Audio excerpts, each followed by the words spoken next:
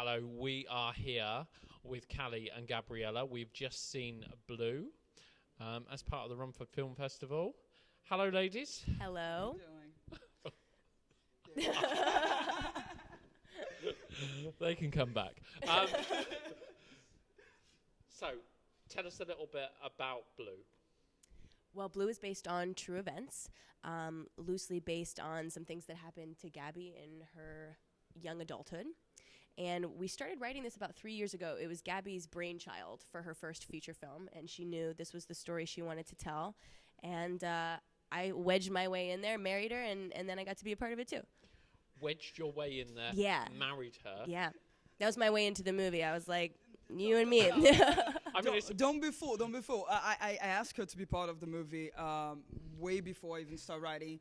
I did a short film with her, and I said, I want you in my feature. There's something about you that I want to explore. It's amazing, right? And we got married, and we were working on the script, and which was amazing working with her on the script, much easier. So that's how things worked out. It's just because her first language isn't English. That's why she wanted my help with the script. That's it. That's the only reason. but you've just understood this conversation. You didn't actually have to marry her. I'm just throwing it out there. All right, This is just. It just happened. Is it too late for an annulment? I think so. 2 years later, I think so. I'm not sure though. I've grown kind of fond of you in the past 2 years, so. That's nice. So you've been together 3 years? Yeah. Yeah. Yeah. It's about almost 3 years. We met on the short film that Gabby was directing at the time, and Nothing happened until nothing- after the movie. I mean, the show was done. you always say that like you're so worried about your professionalism. Like, don't worry. Absolutely, like, hey guys, I didn't do anything until after. right? That's true. You were very ladylike, I guess. Not gentlemanly. I mean, you were very ladylike, and I didn't even think I wanted to go in for this short film. I was like, I'm done with short films. I'm not doing those anymore. And then I read the script, and I thought it was great. So I went in for it, and we really have not been apart a day since that short film was made, unless we have to. Blue is a incredible roller coaster journey. There's moments of almost hysterical laughter, and there's moments that bring you to tears. How is it to sort of like exercise those demons through film? I think that it's very, no matter what kind of demons that you have, I think it's always important for you to face them forward and try to, get better or be better or try to, do something with it that's a bit more productive. And that's one of the reasons why I wanted to make this my feature, my debut feature, because I wanted to make sure that there is truth to it, there is honesty to it. It's something that I can talk about. I can be like, look, I've been through it. I'm here today, and there's help out there. Let's open the conversation. And it's hard, absolutely, but I think that I wouldn't trade that for any other genre or movie or a script. I think that was exactly what it needed to be done for my first one. Encounter that, hit in the face, move on, and now let's make the next one, and not forget about it. Believe that in the past, and be like, okay, let's go from here on. Yeah. There's this scale with independent film, and it's like you've got this 1, and then you've got this 10, and you're at that 10 point. First and foremost, I think that movies that it's from 1 to 10, I refuse to believe that budget has anything to do if you're 1 or a 10. Yep. Our budget was very small, and I knew that from the beginning. Being a first-time filmmaker, people would not just throw money at me. So to me, I knew that my budget at first was $200,000. That was our goal. That was my goal. At the end of the day, we look around, we're like, there's no way I'm gonna get this money, and I want to shoot, and I'm gonna shoot this time. This is the deadline. We didn't push anything back? No, absolutely not. And they were like, okay, let's make it work. So I came in without post-production money with $50,000. We had an angel investor. And an Indiegogo campaign An Indiegogo campaign that we gathered about $7,000. So we gathered the money as much as we could, and we made the movie for $50,000. And then after that, because I didn't have a editor, I was supposed to, but I didn't at the end of the shoot. So we didn't have the money. We didn't know what to do. So I said, okay, I'll edit it. So that I just cut the budget, start asking people favors, back-end deals, whatever it takes. And that's actually something that was sort of a theme throughout the movie, is there were a lot of things that we could have hired out that we didn't, simply because we were going to be better than whatever we could afford, if that makes sense. Because we could afford anything, really, Yeah. So at the end of the day, after post, after, the actual, filming and whatnot, we, and with the music rights, we're about, $80,000, $85,000. And that's how much the movie costs, $85,000. From start to right now. Exactly. Do you want to talk us through your past career? My past career. Well, I've been lucky enough to thrive a little bit in Los Angeles, which is hard to do. I started actually when I was really young. I've always known that's what I wanted to do. And I went to a conservatory for acting, which happened to be in Ohio. It was a great school, but it happened to be in my backyard. So by the time that was over, I was really ready to leave. And I went to Los Angeles and got my first commercial agent, my first manager, my first theatrical agent. And I had no idea what I was doing. And I'm just now getting to that point where I feel like I'm starting to. But I do a lot of voiceover work for commercials, for television and movie trailers. Regular commercials on TV and short films, feature films. Yeah. This is my first feature, though, actually. So this. Oh wow. This is. That's Hey! incredible. Do you think your military background helped in your filmmaking? Well, the catch here is that I started in front of the cameras when I was 5 years old. And from that, I did also voiceovers back in Brazil, TV, commercials, you name it, theater. I love it. And when I was 16, that's when I tried to commit suicide. And then after that, my dad brought me here, and I lived with him, went to college, whatnot. And then by the age of 19, I went to the military. So you name it, about 10, 11 years of my life was already in front of the camera with some background, with someone in the back scenes. But if it helped, I don't know if it did, but he helped me have a clear understanding of other people, because we're surrounded by 5,000 people in a boat for 9 months at a time, kind of thing. So he helped me understand people's ideas, psychological behavior. So it does help for the movie itself, but I think that not necessarily the military helped me go forward with that. It helped me see other people. And besides, after the military in the United States, they pay for your school. So I got my master's degree in filmmaking. So yeah, in that case, they did help me. In that way, they did help me. Yes. And don't let her fool you. She runs a no bullshit set. She's really good. She's really good at commanding authority, but at the same time being very relatable and silly. But people are military-like respectful on your set. We have no money, no budget. I mean, no money, no time. So we got things going. So if you're here, you got to be serious, and let's move on with it. But that's the thing that I got from the military to the movie. I had an amazing cinematographer, Sam Wilkinson. He's amazing, and we were on the same page to the point that I would look at him and I'll be like, I need you to get I know, a 50. I got it. It's already there. I'm like, great. I need you to, we already talk about it. And I think, to be honest with you, I did what I could do with the budget that I have. If I had a bigger budget, absolutely, let's play around. Let's make it like, Handmaid's Tale kind of cinematography. Let's make a, Black Mirror kind of cinematography. Not having that kind of budget, it makes you think that much harder. What can I put on the screen, and what can I make it, happen within the next hour? Let's get it done. Absolutely. And it was a lot of work prior to understand the space that we have and the time that we had it, and go, okay, if I can only do this in one shot, how can I make this happen? And that's the prior work we had to do with it. And there are a couple scenes that we did only get one take on. Absolutely. There's scenes in there that I would be like to the PA, like, hey, can you take care of the producer real quick? And she's like, she's coming. And I'm like, tell her that we are already rolling. And no, I'm about to start, and I only have one shot, and it better goddamn work. And if it doesn't work, we got in a big problem here. Preparation is exactly. Very And the actors that we had, the crew that we had, they were so phenomenal, honestly, that they put the work, and they did an amazing job, and I did what I did in the movie. It is what it is right now because of them, honestly, Your characters are incredibly relatable. Thank you. They're really, that you know, all of them, you know, the people that start out and you think, oh yeah, this is the one. Yeah. This is that one person that we all end up working with and hate. Exactly. But by the end of the film, Yeah. everyone's amazing in their own way. they're How all hard humans, is that to sculpt such likable characters? I think actually it's easier than you think if you focus on them, like you said, being human. I think so often it's easy to stick a character in one characteristic and make that their entire personality.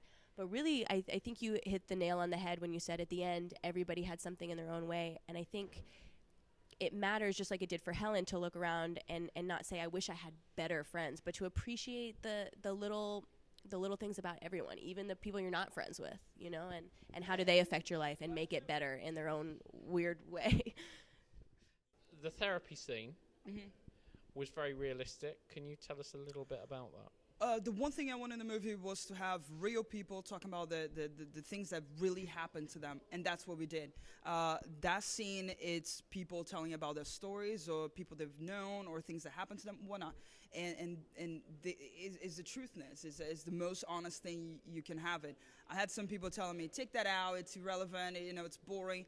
No, it's not boring. That's real life. That's the movie's all about. It's open a conversation. There was people that was part of the crew that came to us and was like, can I please talk about, you know, what happened to me or what happened to my father? And we tried to accommodate as many people as possible. We have so much footage and so many stories that it hurt me not be able to put that out there and talk about it. And they were so brave to do so, you know, to just let it out and know that people gonna watch something like this. And yeah, I agree. Editing that was very, very hard because everybody really shared a piece of themselves. And one of the people you actually see in the film talking about his experience with his attempt was our second AC in the film. He was one of our crew members.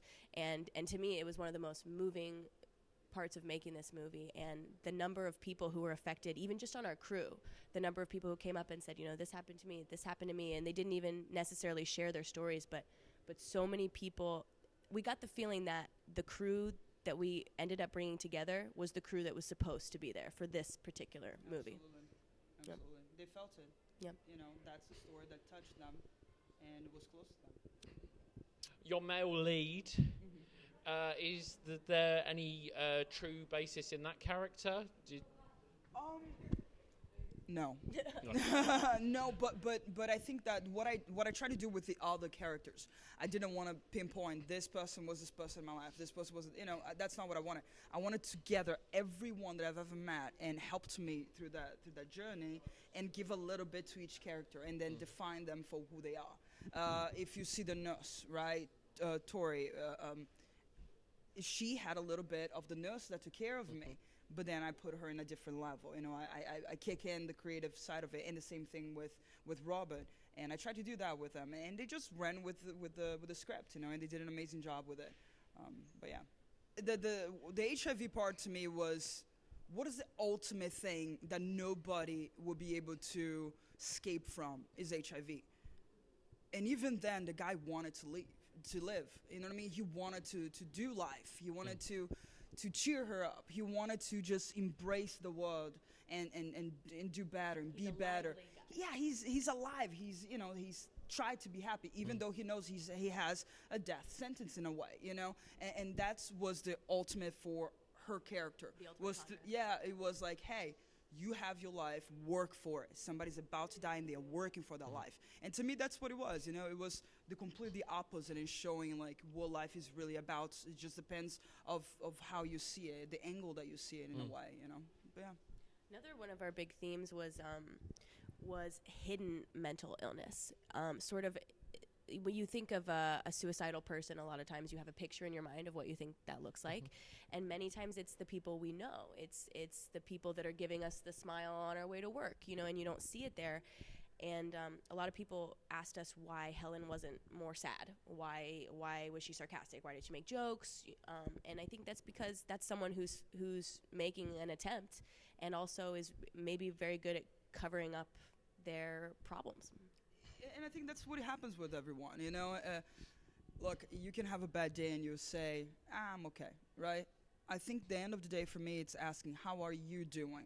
and meaning and wanting to know the truth and wanting to know the answer. I know that sometimes you're just in a hurry, you just want to get the conversation going, but we got to look into each other and see that there are people cannot just be happy just because they're smiling. You can smile and have your demons. It's about talk to one another and trying to help if you see somebody needs to help. And I think Robert's the total embodiment of that. Absolutely. He pushes her. It's not like he said, "Oh, you told me you're having a bad day, now I'm helping." He sees something and he takes it upon himself to make it his responsibility. Yep. Absolutely. Yeah. Is an amusement arcade your happy place? It is a happy place for someone we know, and that is our daughter. Right. Right about the time we were writing, she was obsessed with laser tag, but she called it pew pew.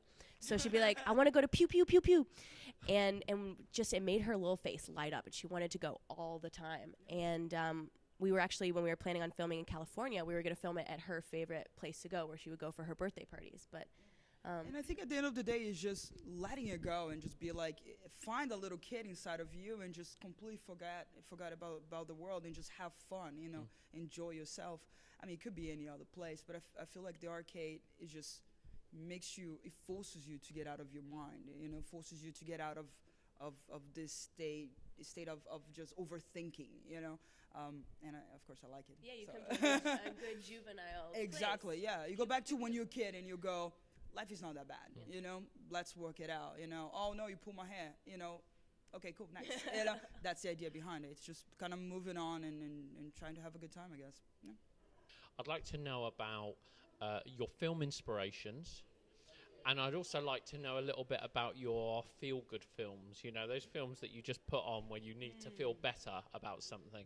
So, fire away. Let's start with Callie. So film inspirations for this movie or just in general? In general. Okay.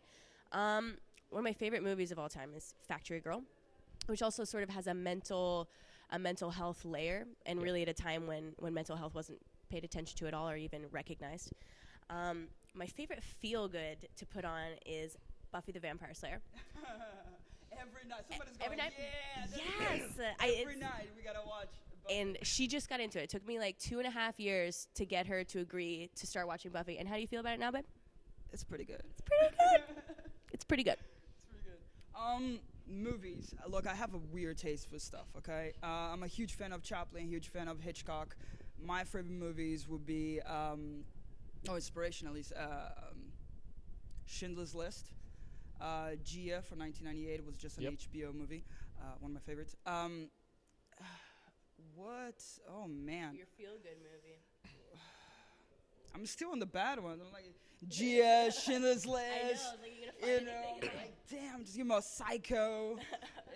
Like movies that is psychological, really, that you make you question about human. And I love that.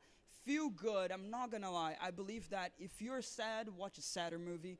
My feel-good movie is Gia. So when I'm like super depressed, I just watch that and go, life is great. That's my kind of thing. So yeah, that's what I like. What's next in terms of festivals for you? That's on her. It's only because she can't remember the names of all of them. We just got some really good news that we are one of 3 early selections for Austin Revolution Film Festival in Texas, which was just named one of Movie Magazine's top 50. So we're very excited about that. Our premiere in the States will be at Hobnobbin Film Festival in Fort Wayne, Indiana. What's next? What's next, love? We have a couple different projects in the works, and we're sort of developing them until one of them's better than the other one. Okay. But we're working on 2. The first is called House of Sparrows, which is a psychological thriller about a small town that is the subject of a U.S. government experiment to rid the U.S. of burdensome citizens. And then, you want to talk about the other one? You can talk about everything, love. You're the director, for Christ's sakes.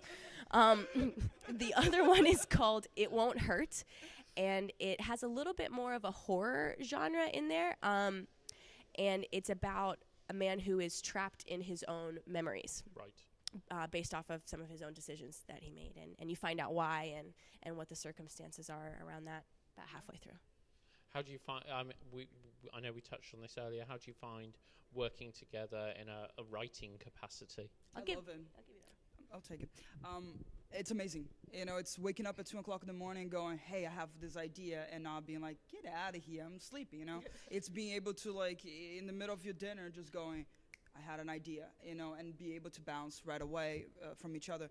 It's awesome. It's great. She understands me, I understand her. We have utmost respect to one another, so I know that she will push me, and I will push her, you know, as far as we can go, and I love it. You know, at the end of the day, she knows that I'm the director, and I know she's the actress. We're gonna work together because at the end of the day, we wanted to make a great movie, you know, and make sure that people look at us and be like, okay, those are decent filmmakers. Yeah, no, they're okay, and that's what we want. We want people to look at us and be like, they're good in what they do. And I think what you touched on there too is that we're not afraid to fight when it comes to writing. I think that was probably the part where we fought the most, because the script has to be great. You know, you have to have a great foundation, and because we both cared so much that the movie was awesome, we didn't care if we were like, hey, this idea that you wrote, I don't like it. It shouldn't be there. And because of that, I think we became stronger as a married couple even by the time we were done writing. I mean, we were fighting at like 3 o'clock in the morning going, he wouldn't say that, but he wouldn't. And then we go back and forth, and 45 minutes later, he said, yep. You know, and you're like, all right. He said, yeah. It was the perfect thing. He had to say yep, but it took that time to get there. Yeah. Well, thank you ever so much.